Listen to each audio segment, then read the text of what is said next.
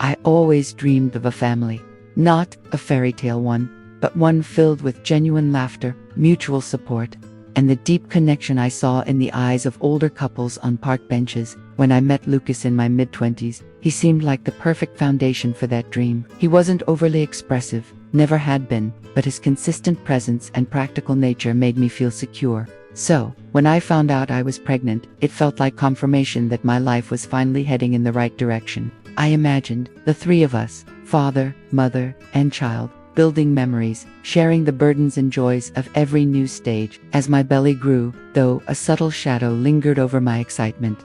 Lucas attended doctor's appointments, assembled the crib, and even discussed names with me. But there was a distance, an almost imperceptible coolness in his gaze. He rationalized every emotion, explaining that being a father is a function, not a show of feelings. I, with my heart overflowing with hope, convinced myself that everything would change in the delivery room. The baby's first cry, the touch of their tiny skin, would surely melt the ice he seemed to carry. The day arrived, rushed and painful. Contractions racked my body, while Lucas sat beside me, reading something on his phone. I reached for his hand, desperate for support, a look of encouragement. He offered it, but his eyes remained fixed on the screen. When the nurse announced it was time, I found a supernatural courage. I pushed with all my might, feeling life tear and be reborn within me. The baby's shrill cry echoed in the room, and my world stopped. It was my child, perfect, vulnerable, a little piece of me in Lucas. With tears streaming down my face, I extended my hand to Lucas, wanting to share that sacred moment. He approached the bed, glanced quickly at the bundled tiny being, and then, with a cold, disinterested voice that cut through the air like a blade, he said, "It's just biology. Don't expect me to be emotional." His words landed on me like an avalanche. The sound of my baby's cry seemed muffled, distant. In that instant, holding my newborn, I realized that the promise of a complete family had shattered. There was no us anymore. Just me and that tiny being in my arms, in a new and profoundly painful reality. The first few days at home were a blur of exhaustion and profound disillusionment for me. The silence in the apartment, which once hummed with the anticipation of Lucas's return from work, was now punctuated only by the baby's soft murmurs and the whir of the washing machine. Lucas, the biological father, had transformed into a polite ghost. He'd offer a distant nod, ask a superficial "How was your day?" But his eyes never lingered on the bassinet or the sheer exhaustion etched on my face. His priorities were clearly elsewhere: work, soccer, online games, anything that kept him detached from the new reality of our home. I found myself drowning in a universe of bottles, diapers, and endless sleepless nights. The baby's cries, which should have been a shared call for attention, became a symphony only I truly heard. At first, I tried to involve Lucas. "Can you just hold him for a few minutes while I eat something?" I'd plead, my voice raw with fatigue. His answer was always the same: "I'm just not good with babies, Anna. You'll get the hang of it. You're doing great." The rare times he did pick up our baby, he handled him like a fragile, unfamiliar object, quickly returning him to my arms with a palpable sigh of relief. My solitude solidified with each new experience I faced alone. The first explosive diaper change, the terrifying first fever that made me break into a cold sweat, Gabriel's first giggle that I celebrated without a single complicit glance beside me. I began to understand, with painful clarity, that his "it's just biology" in the delivery room wasn't an isolated moment of insensitivity, but Lucas's core philosophy. He had truly disconnected from fatherhood, almost as if Gabriel were solely my child, my individual project. As the weeks passed, the initial frustration slowly gave way to a quiet, fierce resilience. I stopped asking, stopped begging for help or attention. I started organizing my life entirely around Gabriel's needs, learning to optimize every minute and carve out tiny windows for self-care. The weight of responsibility was immense, yes, but there was a strange, liberating freedom in having no expectations. I no longer waited for support, and this, in its own way, empowered me to find my own strength. Our home, once a nest of hopeful dreams, was becoming a solitary battlefield where I fought daily to raise my son, without a partner, but with an unwavering determination. The months unfolded into a whirlwind of discoveries for little Gabriel. I marveled at every new expression, every coo, every attempt at movement. I was the one who cheered when he rolled over by himself for the first time, who recorded the sounds of his first giggles, and who documented every milestone with photos and videos, even though there was no one to truly share the joy of those small, great victories. Lucas, on the other hand, remained a peripheral figure, a distant observer. His involvement amounted to a quick glance at his son upon arriving home, a brief "Is everything okay?" directed at me, and then a quick dive into his own interests. I felt Lucas's absence even more acutely in moments that should have been the most celebrated. When Gabriel, at 9 months, crawled across the living room with surprising determination, I burst out with an excited "Lucas's look," but he was absorbed in a soccer game on TV, merely waving his hand without diverting his gaze. Gabriel's first word, a drawn-out "perfect mama," made my heart overflow. I tried to get Lucas to repeat it, but he barely listened, mumbling that it's too early to talk. It must be in your head. This constant indifference, the missing of significant milestones in his own son's life, felt like a widening chasm between us. I no longer asked Lucas to interact. I simply accepted that the role of active parenthood was exclusively mine. It was painful, yes, but it also pushed me to seek support elsewhere.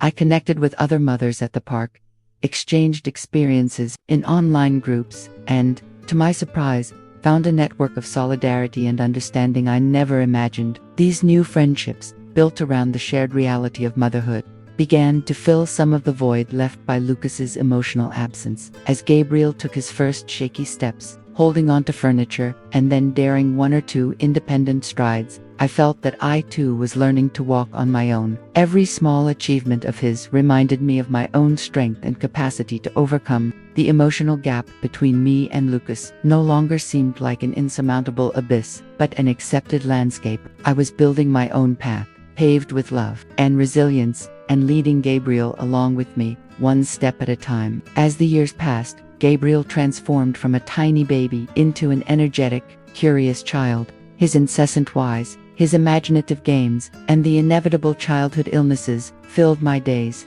My routine was a constant juggle between work, home, and my son's ever-growing needs. Lucas, for his part, had become an almost decorative figure in our lives. His presence at home was intermittent. When he wasn't at the office, he was on the golf course, at the gym, or glued to the sofa, immersed in his own world of screens and games. He contributed financially, of course. The bills were paid, and the house was maintained, but Lucas's emotional absence was a void that became increasingly deafening. I tried, at times, to force an interaction. "Gabriel made a drawing for you, Lucas," I'd say, extending the small, colorful artwork. He'd offer a forced smile, a dismissive "very good, son," without even bothering to look closely at the heartfelt scribbles Gabriel had made. There were no bedtime stories, no weekend park outings, unless I painstakingly orchestrated them, and even then, Lucas usually found an excuse not to go. The most painful moment occurred when Gabriel, at 4 years old, had an acute bronchitis attack. His fever spiked rapidly, and he began to struggle for breath. In a panic, I tried to wake Lucas, who was sleeping soundly in the next room. He mumbled something about overreacting and simply rolled over. It was I who had to dress my son hastily, drive us to the hospital in the middle of the night, and spend grueling hours in the waiting room with my feverish, frightened boy in my arms. Lucas only showed up at the hospital the next morning, disheveled and looking annoyed at having been disturbed. "Is he okay?" "There was no need for so much drama," he commented, as a cold rage began to simmer in my chest. That day, watching Lucas walk away to get coffee, my patience finally snapped. My passive acceptance of Lucas's invisibility gave way to a furious indignation. I realized that I wasn't just raising my son alone. I was also carrying the unbearable burden of an empty relationship that brought me nothing but pain and disrespect. The question that once whispered in my mind now screamed, "Why keep up this charade?" The sheer weight of the situation, the accumulated exhaustion, and his blatant lack of support in such a vulnerable moment brought me to a breaking point. I no longer wanted to live in that silent prison of shared loneliness.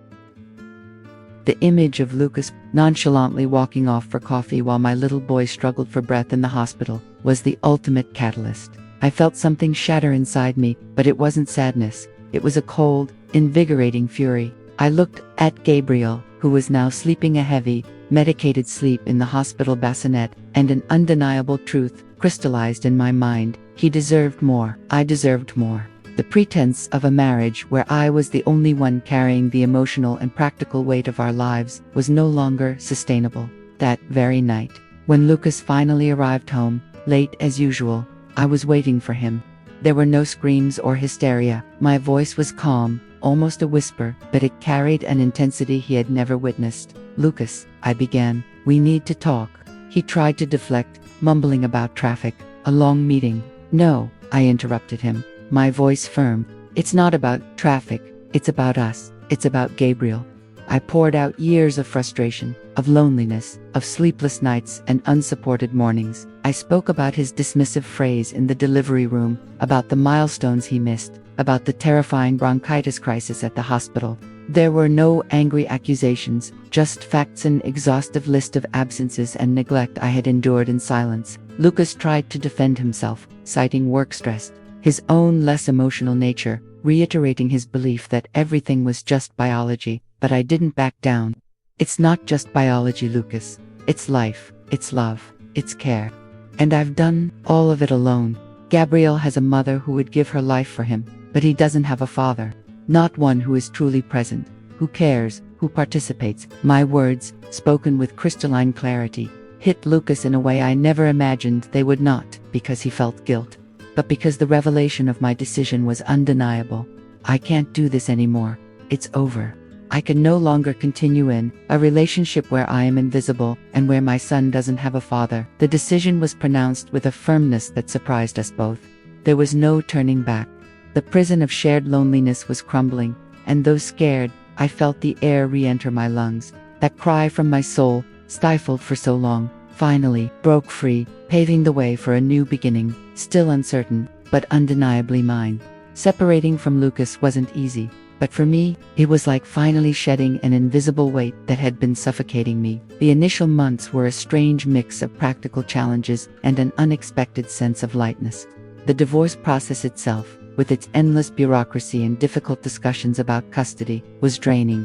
Lucas, predictably, resisted taking on additional responsibilities, but my determination, now unshakable, left him little room to avoid them. I found myself renegotiating my work hours, picking up a second part-time job, and painstakingly learning to manage our finances alone, without the distant safety net Lucas had once provided. Yet amidst the chaos of reorganizing our lives, I began to rediscover a version of myself that had been lost in the dynamics of our marriage. The hours I once spent fruitlessly trying to engage Lucas, or frustrating myself with his absence, were now invested purely in myself and Gabriel. I enrolled Gabriel in a part-time preschool, which gave me a few precious hours of solitude. I started going to a gym, picked up my old painting hobby, and, to my surprise, found genuine joy in simple tasks, like preparing Gabriel's favorite dinner or reading a book in silence after he was asleep.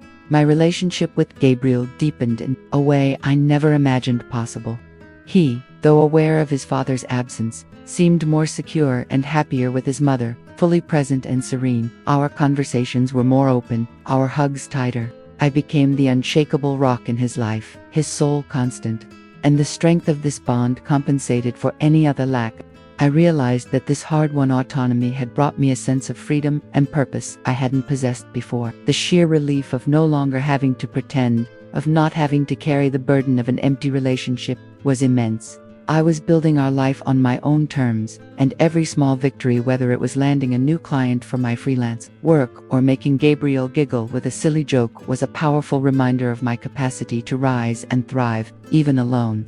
The restart was arduous, but the rediscovery of myself and the profound love for my son were the true rewards. The years unfolded, gently, transforming little Gabriel into a vibrant, curious, and, most importantly, secure boy. He was living proof of my resilience, a bright reflection of the unconditional love and dedication I had poured into him. The marks of his father's absence didn't define him. Instead, my unwavering maternal love filled every gap, shaping him into a happy, well-adjusted human being. Lucas, his biological father, became little more than a footnote in our story. There were a few sporadic attempts at contact, some passionless phone calls, and rare perfunctory visits, but these interactions never scratched the surface, and I, now fortified and at peace, didn't allow them to affect the serenity I had built. with so much effort. I had truly let go of the idea of what should be and fully embraced the beauty of what truly was.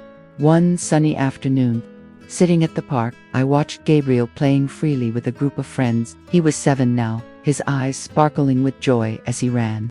There was no bitterness in my heart, only a profound sense of gratitude. I had redefined the concept of family on my own terms. It wasn't about a traditional setup or the presence of a biological father who saw parenthood as just biology. It was about unconditional love, constant presence, and dedicated care. I had built my own family, a strong and complete one, based on genuine bonds and the overflowing love between me and Gabriel. Looking at my son, who now waved at me with a gap-toothed smile, I knew I was never truly alone. I had the purest, most unwavering love one can have, that of a child I raised, loved, and protected with every fiber of my being. And that, I realized, was the greatest reward of all.